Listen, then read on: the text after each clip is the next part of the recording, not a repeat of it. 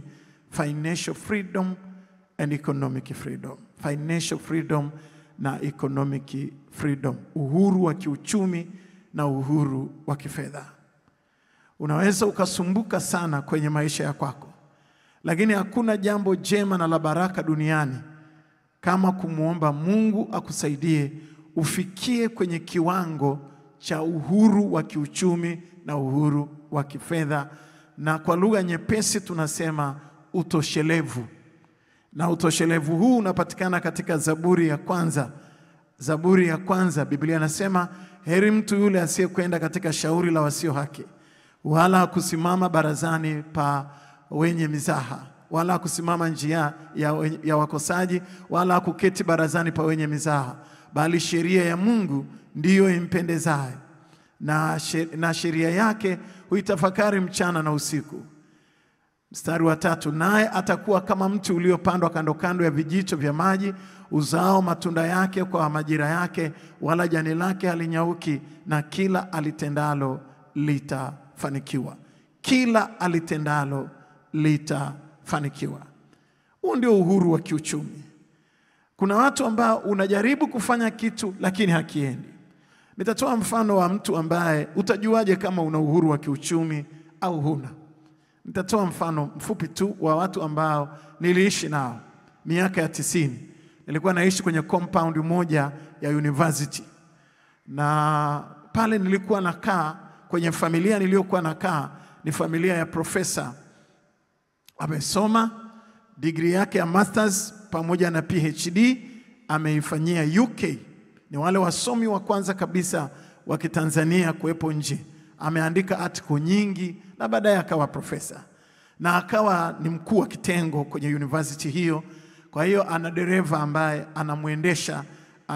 anamuendesha kwa sababu ni mkuu wa kitengo. Kwa hiyo ana driver ambaye anamdrive, anamuendesha, anamsaidia, ni msaidizi wake. Lakini kitu cha ajabu, yule msaidizi ambaye ni dereva ana uwezo wa kimaisha kuliko yule profesa. Na nilikaa nao, ni watu niliishi nao. Na ndipo nilipoanza kujifunza tofauti ya utoshelevu, yani kuwa na vitu au kubarikiwa, au kuwa na hiyo tunayosema financial freedom na economic freedom. Na lazima ufikie kwenye huo uhuru wa kiuchumi na uhuru wa kifedha. Sasa nyumbani tulikokuwa tunakaa kwa profesa, kunywa chai ya rangi, mafuta ya mjali, yani wakati unakata kitunguu ndio unaenda kutafuta mafuta ya kupima hivyo, na ni kila siku utafute hiyo shilingi, mafuta ya kupima, unga wa kupima, kila kitu. Na wakati mwingine dereva anapokuja asubuhi kumchukua, inabidi profesa kimbia haraka, maana yake unakuta anakunywa chai ya rangi. Kwa hiyo dereva anapokuja pale, wakati mwingine anaweza akawa anajaribu kuona kama anaweza kumsaidia mafaili yale mapepa ya wanafunzi ambayo profesa alikuwa anasahihisha usiku. Profesa anakimbia kwenye meza, anabeba mafaili haraka atoke nje ili dereva asije kaingia ndani. Akaona namna ambavyo profesa wake anavyokunywa chai ya rangi, wakati mwingine na kiporo au bila hata mandazi. Alafu wakati mwingine dereva akija asubuhi anakuja na kuku, wakati mwingine alikuwa anaweza kuja na kuku wa kienyeji, anaweza kuja na kuku wa kisasa, anaweza kuja na mayai, tray kadhaa, tray 10, tray 5. Asubuhi amekuja kumchukua bosi wake, anakuja na mayai, anampa. Kwa nini? Dereva alikuwa anafuga, alikuwa na kuku, ana ng'ombe, na wakati mwingine anakuja na dumu la maziwa fresh.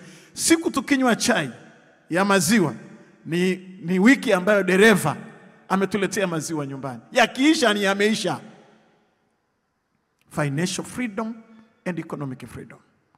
Sasa wakati mwingine dereva anaweza kutuletea gunia la mahindi.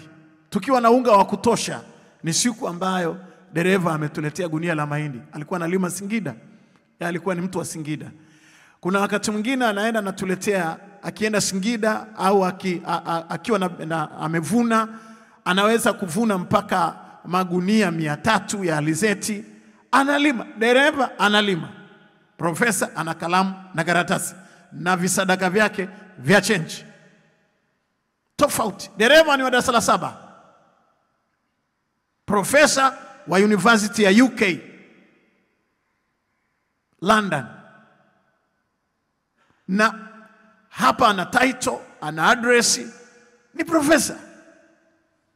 Lakini financial freedom and economic freedom, kama kuna maisha ya tabu duniani ni kukosa uhuru wa kiuchumi na uhuru wa kifedha. Wakati mwingine dereva anatuletea vitunguu. Maana yake wakati unatafuta mboga ni wakati pia unatafuta kitunguu kwenye hiyo nyumba.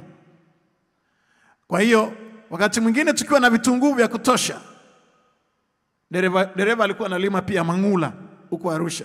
Kwa hiyo wakati amevuna anamletea bosi wake. Na yule dereva alikuwa ajui kama tulikuwa tunaishi kwenye mikono yake kuliko huyo bosi wake ambaye anamuendesha, ambaye ni profesa na ni ndugu yetu. Na sisi tuko nyumbani. Nachoweza kusema hapa, nataka nikuambie, dereva aliweza kujenga nyumba. Dereva alijenga nyumba yake ya kuishi, akajenga na nyumba nyingine apartment, na profesa ambaye ni ndugu yetu tuliendelea kubanana pale pale kwenye nyumba hizo za taasisi za university hapo hapo. Na mpaka nafika karibu na kustaafu hajaweza kujenga nyumba. Niliona tofauti ya maisha duniani. Si kwa wingi wa makaratasi, si kwa wingi wa elimu, lakini kuna kitu kinachoitwa financial freedom na economic freedom. Ukiangalia mshahara wa dereva na mshahara wa profesa, yani ni kifo na usingizi. Anafanya kazi za article mbalimbali, anaandika, ana presentation, anasimamia papers za PhD, anasimamia papers za masters, anafanya vitu vingi tu na presentation mbalimbali. Lakini kukaa na shilingi mkononi haipo. Nyumbani kwetu amelazwa huyu, nyumbani kwetu amepata. Yani ilikuwa hivyo kwenye ile familia ambayo niliwaona nilipokuwa nyumbani kwao. Nilijifunza. Na profesa kanisani haendagi. Msomi utamwambia nini? Haendi kabisa. Saa ya ibada yeye hayupo, ana mambo yake, ana pepa zake anasaisha. Haendi kanisani. Kwa hata sadaka alikuwa hana huo mpango. Mwisho aliteseka mpaka basi. Nilikuwa mwinjilisti. Baadaye nilipofikia umri fulani, nikaona huyu jamaa atakuja kufa na mapresha na sukari na mateso ya hali ya juu. Mchungaji mmoja rafiki yangu akanitembelea.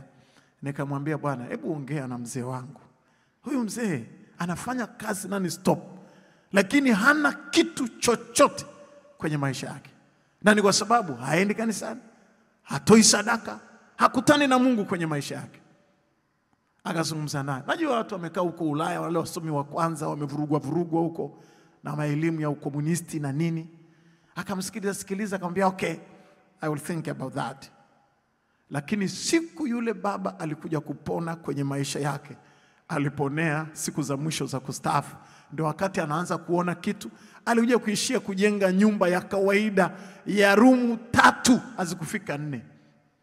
Na baadaye akastaafu, na baadaye akafikia hapo.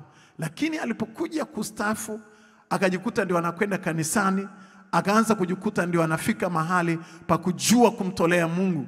Mungu alikuja kumbariki siku za mwisho sana, lakini pia baraka nyingine zilikuja kuangukia kwa watoto wake.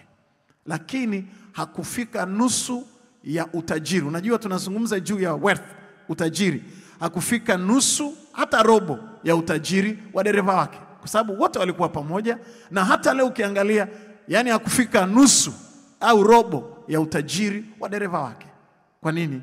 Financial freedom and economic freedom inapatikana katika madhabahu, na ni lile somo ambalo mtumishi wa Bwana amefundisha asubuhi ya leo. Unaweza ukafika mahali ukafikiri kwamba unajaribu kupanga budget, ndio pale unapotia katika mifuko iliyotoboka na vitu vyako vinakuwa haviendi. Nataka kusema nini asubuhi ya leo? Ninakuombea kama Mungu aishivyo na roho ya Mungu ikaavyo ndani yako, na kama Mungu anavyoishi na kuijaza dunia na utukufu wake, Mungu akusaidie ufike mahali pa kuanza kuombea financial freedom na economic freedom. Kuombea uhuru wa kiuchumi, utoshelevu.